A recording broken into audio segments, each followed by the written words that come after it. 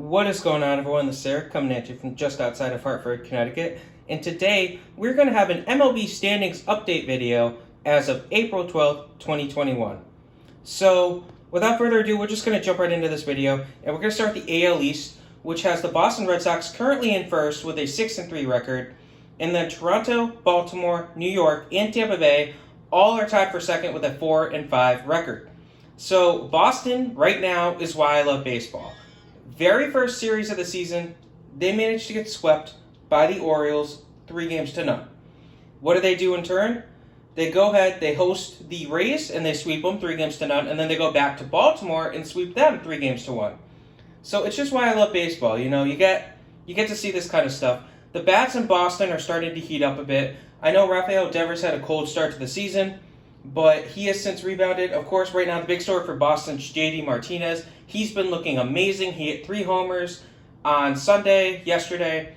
So maybe Boston's here to stay. The pitching staff is still a question mark.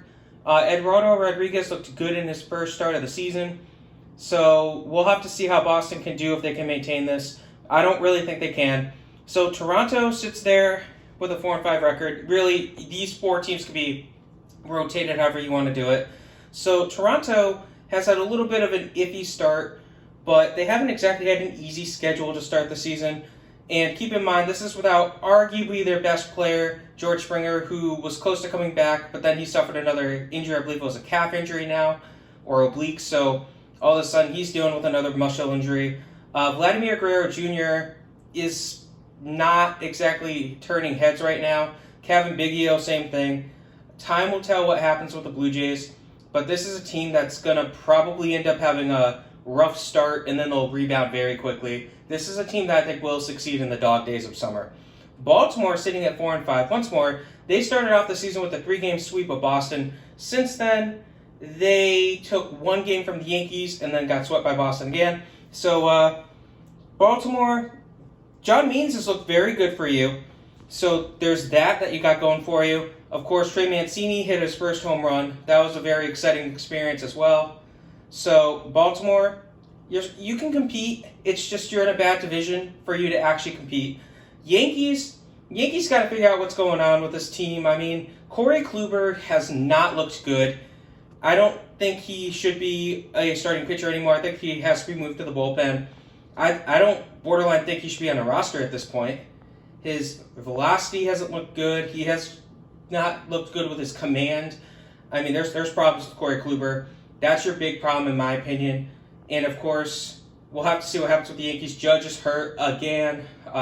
He should be back soon. But it's just ridiculous that you keep seeing injuries with the Yankees' big-name players. I don't know what's going on. Gleyber Torres needs to figure out how to hit a home run and stop fielding like garbage. Lastly, Tampa Bay. Once again, there's no reason I have Tampa Bay in last. Tampa Bay, Randy Arozarena, he silenced a lot of the haters. He currently has an 8-game hitting streak. So, I mean, you can't necessarily go wrong with that. Other than that, I mean, Tampa Bay, the pitching hasn't necessarily showed up as much as you'd like. So, we'll have to see what happens with that. But Tampa Bay, this team should be competitive. It's just like Baltimore, they're in a tough division. We'll have to see. Next, we have the AL Central. Now, the AL Central is a little bit of a surprise.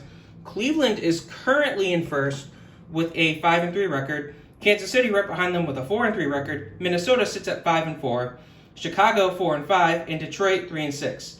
So it's not exactly panic time for any of these teams, but it's exciting to see Cleveland in first place. So Cleveland, I mean, they have a good closer. So everyone thought that it was going to be Kelenic being their big time closer, but it looks like it's going to be Emmanuel Clase. He's looked very good. I think he has the past 2 or 3 saves for this ball club. Of course, Bieber has looked good, not great.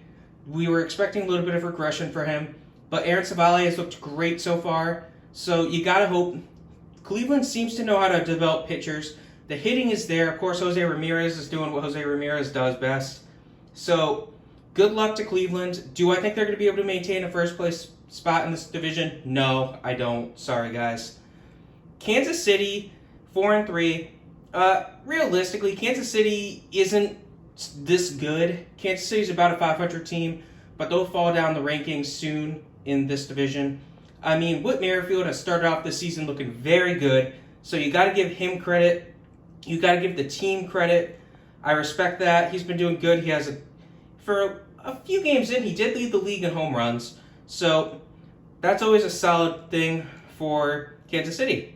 Minnesota, so there's been a lot of problems with the power bats in Minnesota. Nelson Cruz, great start to the season. Problem is they started their season in a NL ballpark, so he didn't get to play the first 3 games, only a couple pinch hit appearances. He proceeded to murder the Tigers like he always does, but other than that, he's done good. And Dalton Simmons, though, is the big story for Minnesota. He's looked very good. He's hitting through 10 for 27 right now, so he's got a good performance to start off the season. Hopefully, he can continue to dominate for the Twins because good defense and good hitting is what this team needs. Chicago. I don't know what to say about the White Sox at 4-5. They're better than this, and they do have Yermin Mercedes, who's just been hitting the cover off the ball. He's hitting above 500. Obviously, that's not going to maintain. That can't maintain. It's not possible. But, keep him in the lineup. Keep him doing what he's doing. The pitching on this team has been a little iffy of late, excluding Lance Lynn. He did kind of shut me up. He had a very good performance a few days ago.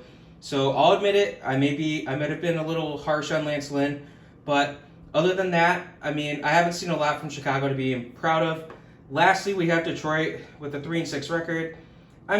Detroit, really, you weren't expecting much from Detroit. Unfortunately, Miguel Cabrera is on the IL right now with a biceps injury, I believe it was. So he's probably the big reason to go to Detroit's games right now, except if you want to see the opponent. Of course, Tariq Civale also had a tough outing last Saturday. So, the future's still bright for Detroit. It's just right now, you're not there.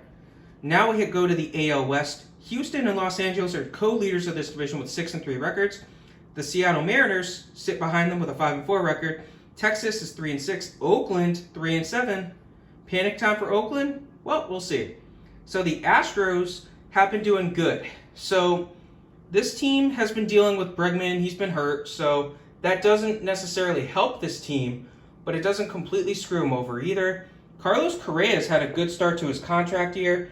Slightly concerned if I'm an Astros fan. He's going to start to command some money. We heard he allegedly rejected a big contract extension from Houston.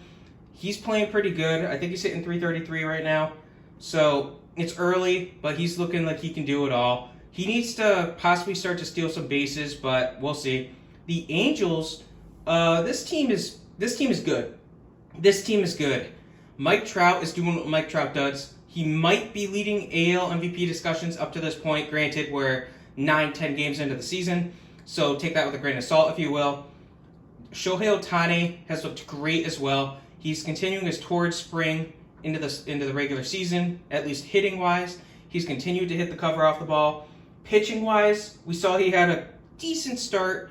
Of course, command's been an issue for him. He had 5 walks to 7 strikeouts, but then he left the game. Now he has a blister issue, so he missed his last scheduled start.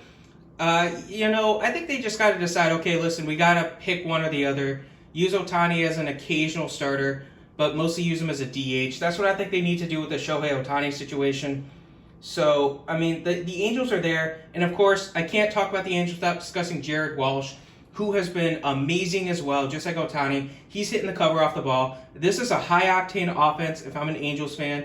You have those 3 big names. Of course, Rendon, he's still doing okay. He hasn't been the great player that they'd hoped, but he should get his act together very soon as well. Seattle sits right behind these 2 teams. Now, Seattle might have kind of been a little lucky with their schedule.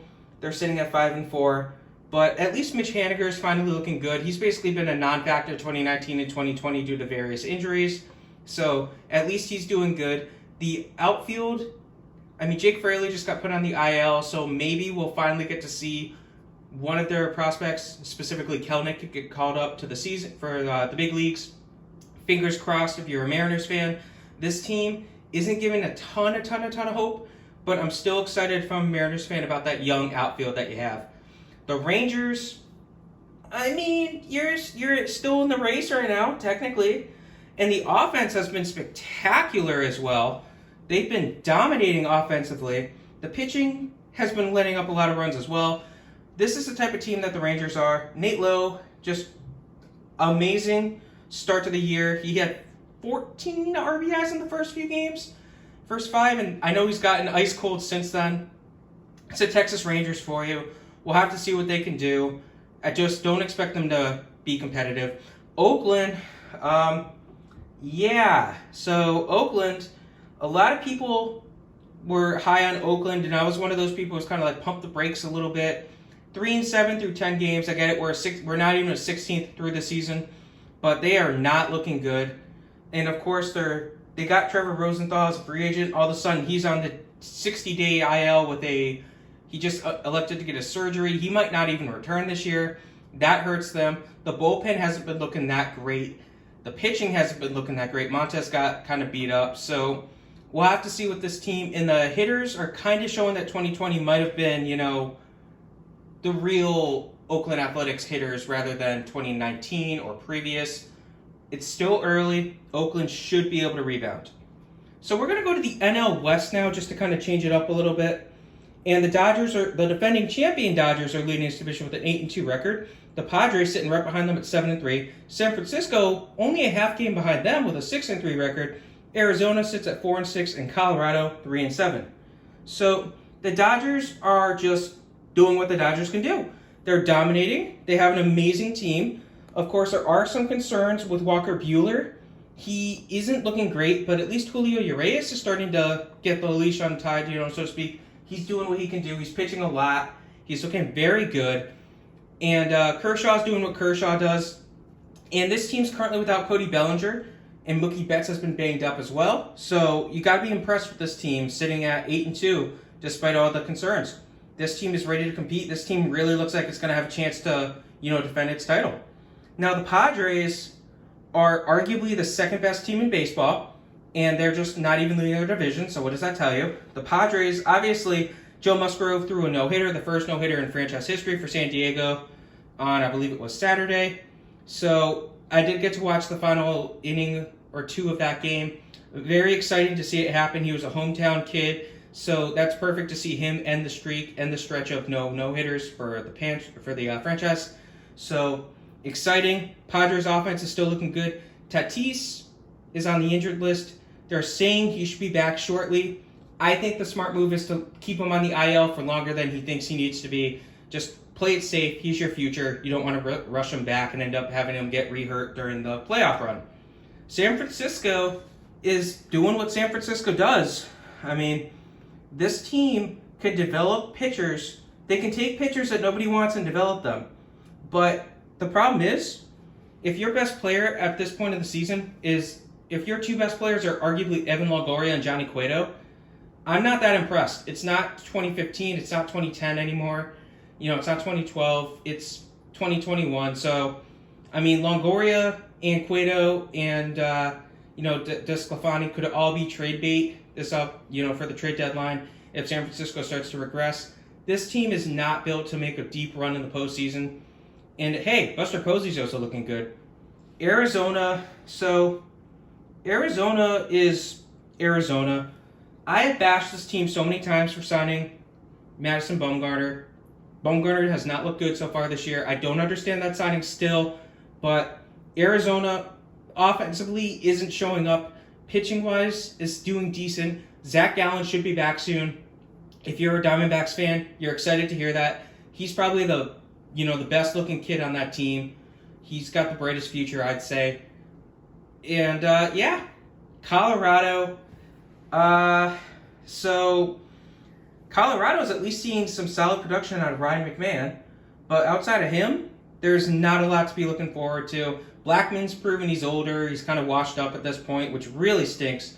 And all the other players there just aren't doing it. German Marquez hasn't looked amazing either. John Gray did have a no-hitter. I believe he carried it into the eighth inning a few days back. So maybe John Gray's back to his 2018 status where he was one of the better pitchers.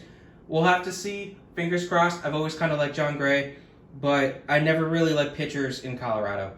So now we go to the NL Central. The Reds lead this division with a 6-3 record. St. Louis and Milwaukee are tied right behind them with a 5-4 record. Chicago sits at 4-5, and Pittsburgh sits at 3-6. So, of course, Cincinnati's offense has been electric to open up the season. They have looked great. If this offense was here for Cincinnati last year, they probably would have made a run in the postseason. They wouldn't have been the 7th seed. They would have been able to compete. They would have been able to make a run. Maybe they would have still had Trevor Bauer on this team. Alas, it didn't work out. Now, Jonathan India, he has looked amazing so far this year. Of course, it's early. A lot of times, these rookies, when they call them up, they either start off red hot or ice cold. He's one of the ones that's starting off red hot. Fingers crossed he continues to. Nick Castellanos, if you will, has looked very good. So we'll have to see what happens with the Reds. I do expect some aggression from these guys. Of course, Tyler Naquin, I can't forget him. He's been amazing as well. We have to expect regression from this Reds offense, but maybe this Reds offense is here to stay. We'll have to see. St. Louis, on the flip side, they have had some unfortunate problems as well. Now, Dylan Carlson's looked good. We'll give him that. He's hit 3-4 home runs, I believe, at this point. 3 or 4. So he's looked pretty good heading in at this point in the season. I do like Dylan Carlson a lot. However, the duo of Arenado and Goldschmidt hasn't been amazing. Arenado does have 2 or 3 homers on the season as well. He's looked pretty good. Goldschmidt hasn't necessarily been the electric player that I'd hoped he'd be for this team. And, acquiring both these guys has pushed Tommy Edman into second base, which makes Matt Carpenter a bench bat. Can't complain about that. Pitching-wise, still not super impressed. Jack Flaherty hasn't looked great for this team. Maybe, I don't know what the problem is with Flaherty. I mean, everyone was kind of hoping he just had a bad year in 2020. So we'll have to see. Milwaukee, Milwaukee's just, it's such a weird team. I believe Yelich is dealing with an injury with his back right now. That's never good. He's been dealing with a nagging back injury for the past couple years. So maybe we'll see what happens with this team. But it's just, there's so many outfielders in this team. But outside of the outfield, there's a lot of problems with this team. So I'm not exactly sold on any of these guys. Milwaukee, good luck. I hope to see you guys do good. This pitching staff, I love the top 2. I'm a big Corbin Burnes guy. I wasn't before the season. And then, I started listening to a lot of people. And probably around February, I became a Corbin Burnes fan. He's looked amazing his first 2 games. He was one of the 2 guys, along with Minnesota's Jose Berrios. I was involved in a massive pitcher's duel last Saturday, 2 weeks ago. So I think that was the 3rd. So we'll have to see what happens with these guys. But, Corbin Burnes, Brandon Woodruff. Woodruff carried a no-hitter far into his game a couple days ago as well. So fingers crossed, Milwaukee's pitching staff can keep it going. The relievers, we'll have to see. I don't think Hader has a save yet, which is a minor red flag. Chicago. Once again, the Chicago team has been slightly disappointing. The Cubs, though, they had less expectations. So the Cubs are one of those teams where they're right below 500, but the offense is just not there. I don't know what's going on. The pitching's showing up to an extent, but the team's offense as a whole, I wrote down this number so I wouldn't forget it, is batting 167 right now. That's not good. This team relies on its offense. This team has a very strong offense, at least on paper. You have Anthony Rizzo. You have Wilson Contreras. You have Chris Bryant. You have Javier Baez. You should not be hitting a $167. You're not Gary Sanchez. You shouldn't be doing that. You should be hitting higher. You should be at least 220, 230 at minimum. Chicago should figure out this funk. We saw Atlanta, who we'll get to in a minute, started off cold offensively. They figured it out. Chicago needs to figure it out, and quick. Lastly, in this division, we have the Pittsburgh Pirates. 3-6, not horrible. There's some hope for Pittsburgh. You're still looking like you're going to be a team that gets beat up. Brian Hayes looked like he was going to be your best player. Second game of the year, he had a homer in the game 1. Second game, he gets hurt. He's on the injured list. He should be back hopefully within a week. So slightly concerning, but the offense is kind of doing good. They just had a couple good games against the Cubs where they beat up a couple of the Cubs. I think they beat up Davies and Williams. So that's a pair of okay pitchers right there. So maybe the Pirates are for real. Not likely at all.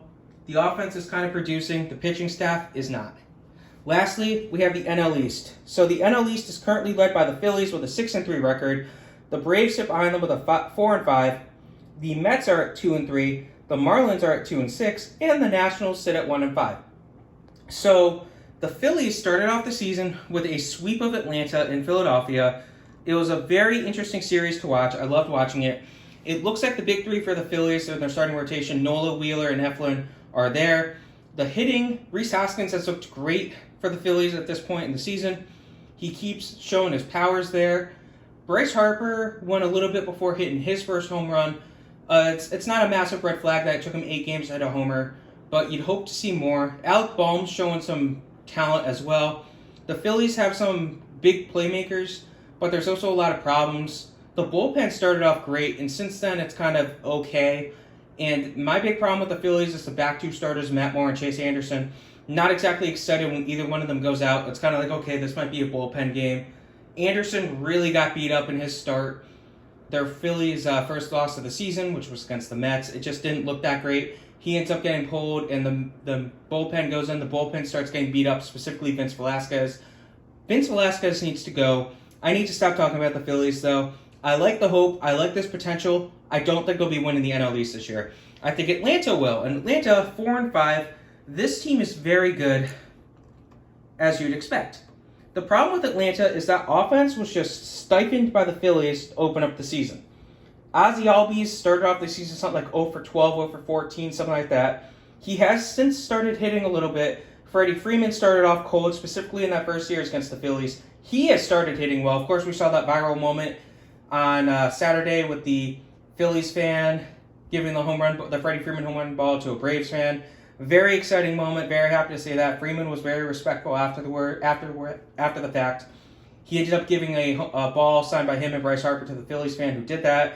Very happy to see that whole moment unfold. Atlanta, though, Max Fried got beat up, and Mike Soroka suffered a injury. You know, he's rehabbing from an Achilles injury. Now he's dealing with a shoulder issue. I'm concerned about that if I'm a Braves fan. The rest of the NL East is probably saying, oh, thank goodness, sigh of relief. The Mets sit at 2-3. So the Mets aren't bad. The Mets are not a bad team. Now, they have played less games because of the Nationals, who we'll get to in a second. But Jake DeGrom is just dominating. He's given up 1 run through 14 innings pitched. The Mets have lost both those games. It's just mind-boggling to me. So we'll have to see what the Mets can do. They should be rebounding soon. This is a team that shouldn't be below 500 for long. I think missing the first series of the season actually hurt them more than helped them. The Miami Marlins sit at 2-6. The Marlins are the Marlins. The offense, I said before, the Miami Marlins offense is going to regress big time. Here we are. Marlins offense is one of the biggest iffy offenses of in the Major League Baseball. Now, Jazz Chisholm is the one guy who's hit a home run or who got a run off of Jake DeGrom, but I mean, other than Chaz and a couple other okay players, the Marlins offense doesn't scare me. The pitching isn't amazing either, so good luck. Lastly, we have the Nationals. Now, the Nationals are 1-5. Am I freaking out if I'm a Nats fan? No. This team has had to deal with a viral issue. As you all know, a certain viral illness affected them, shut them down. They had to miss a couple games. They've missed a couple of their big-name starters. And even though they've come back, they did have to play the Dodgers with their second series of the season with a bunch of backups in. Corbin missed Patrick Corbin was out for a little bit. He ended up coming back, and he got roughed up by the Dodgers. So, I mean, we'll have to see what the Nationals can do. This team should be better than a 1-5 team, though. So, up to this point, it's a very exciting part of the season. We're still early on. I'm not going to make any playoff predictions or anything like that, but I hope you guys enjoyed this video. This was our MLB Standings update as of April 12th, 2021. Have a good rest of your day.